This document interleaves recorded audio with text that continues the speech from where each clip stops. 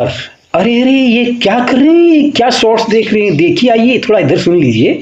पहले मैं भी आपकी तरह से चटपटीले ऐसे तड़क भड़क वाले शॉर्ट्स देखा करता था, लेकिन धीरे धीरे मैं आचार्य प्रशांत से जुड़ा और भी मैंने जो वेदांत के बारे में बताते हैं और भी बुद्धिजीवियों के चैनल देखना शुरू किए थे, दिमाग थोड़ा बदल गया। आइए, आजकल हम लोग यहाँ पर पढ़ रहे हैं उपनिषदों के बारे में। उपनिषद में हम पढ़ रहे हैं प्रश्नोपनिषद।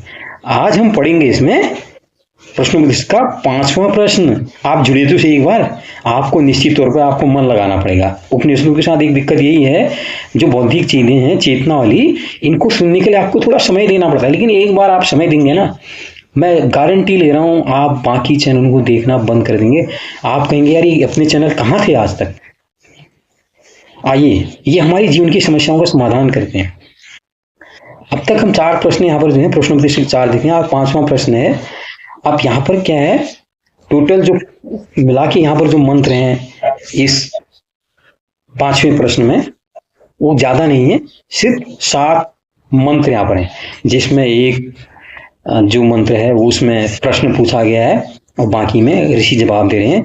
ये जो 6 ऋषि गए हैं महर्षि पिपलाद के पास कि अपने सवालों के प्रश्न लिए, तो आज जो है जो 5वें प्रश्न में है वो सवाल पूछ रहे हैं सत्यकाम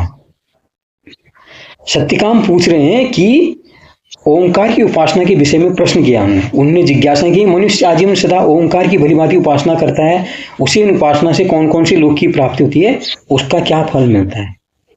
हम कहते हैं ना ओम गणेशाय ओम शिवाय नमः ना, तो ये ओम के बारे में पूछ रहे हैं। महर्षि उसमें बता रहे हैं कि महर्षि उसके कह रहे हैं कि ओम की जो इसकी एकता परम ब्रह्मा पुरुषोत्तम के साथ ही उसकी एकता है। सत्यकाम ये जो ओम है वो अपने लक्ष्यभूत परम ब्रह्म परमेश्वर से भिन्न नहीं है, ऐसा कह रहे हैं ऋषि। तो इसे अपने इष्ट को चाहने वाला विज्ञान से मनुष्य पा लेता है। बाकी जो मनुष्य परमेश्वर के विराट स्वरूप इस जगत के ऐश्वर्य किसी अंग को प्राप्त करने की इच्छा से ओंकार की उपासना करता है, वो अपनी भावना के अनुसार विराट स्वरूप परमेश्वर के किसी एक अंग को प्राप्त करता है, और जो उसके अंतर्यामी आत्मा पूर्ण ब्रह्म पुरुषोत्तम को लक्ष्य बनाकर उनको पाने के लिए निष्काम भाव से इसकी उपासना करता है, वो परम ब्रह्म पुरुषोत्तम को पा लेता है। यह बात वो आगे मंत्र में बताते जा रहे हैं। वो कह रहे हैं कि यदि चिंतन करने वाला मनुष्य भू भुव स्व इन तीनों रूपों से भूलोक के ऐश्वर्य से आसक्त होकर उसकी प्राप्ति के लिए ओंकार की उपासना करता है, तो वो अपने मरने के बाद अपने प्राणपणी ऐश्वर्य की से प्रेरित तत्काल पृथ्वीलोक में आ जाता है। अब यहाँ पर कहा गया है ओंकार की पहली मात्रा ऋग्वेद स्वरूप है, जो पृथ्वीलोक से संबंध है, अतः उसके चिंतन से साधक को ऋग्वेद की ऋचाएं पुनः मनुष्य रूप में प्रवेश करा देती हैं। फिर और योनियों से भटकना नहीं होता, वो मनुष्य के रूप में ही जन्म लेता है और नाना प्रकार के ऐश्वर्यों का उपभोग करता है।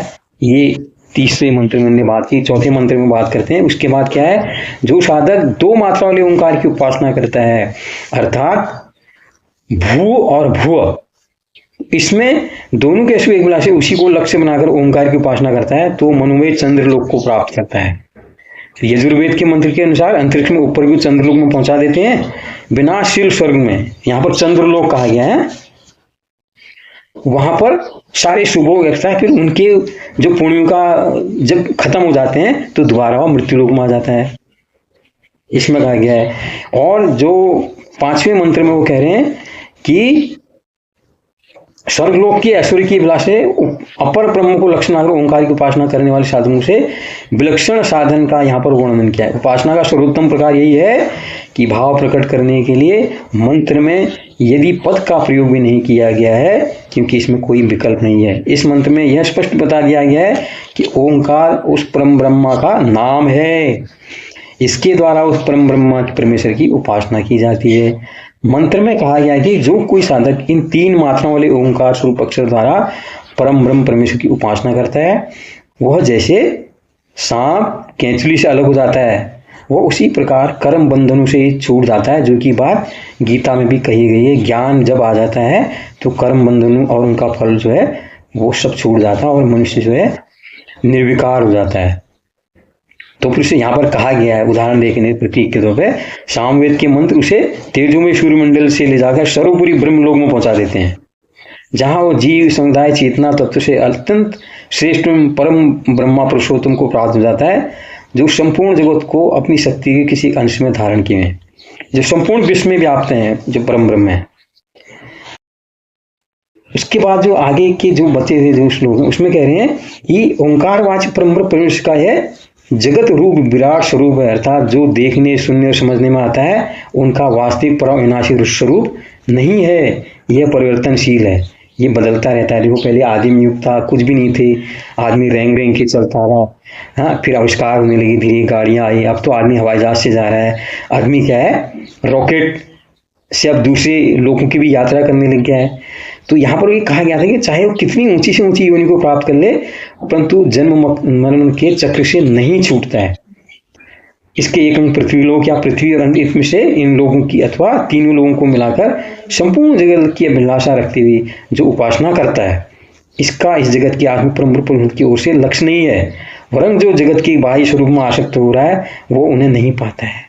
जो भौतिक है ना, आदमी देख रहा है नए नए गैजेट्स आ रहे हैं, मोबाइल का आविष्कार हो रहा है, नई चीजें आ रही हैं, कुछ उसमें जो फंसा हुआ है वो इस चीज को नहीं समझता है।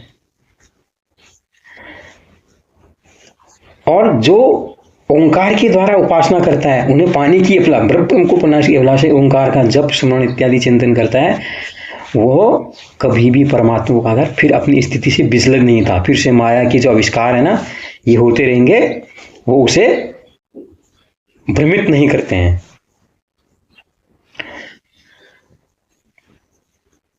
एक मात्रा वाले ओंकार को लक्ष्य कहा गया, इसको लक्ष्य बनाकर उपासना करने वाले साधक को ऋग्वेद की ऋचाएं मनुष्य लोक में पहुंचा दें। दो मात्रा की उपासना करने वाले को अर्थात जगत की ऊंची स्वर्गीय स्थिर को लक्ष्य बनाकर ओंकार की उपासना करने यजुर्वेद के मन चंद्रलोक में ले जाते हैं, जो मैंने कहा।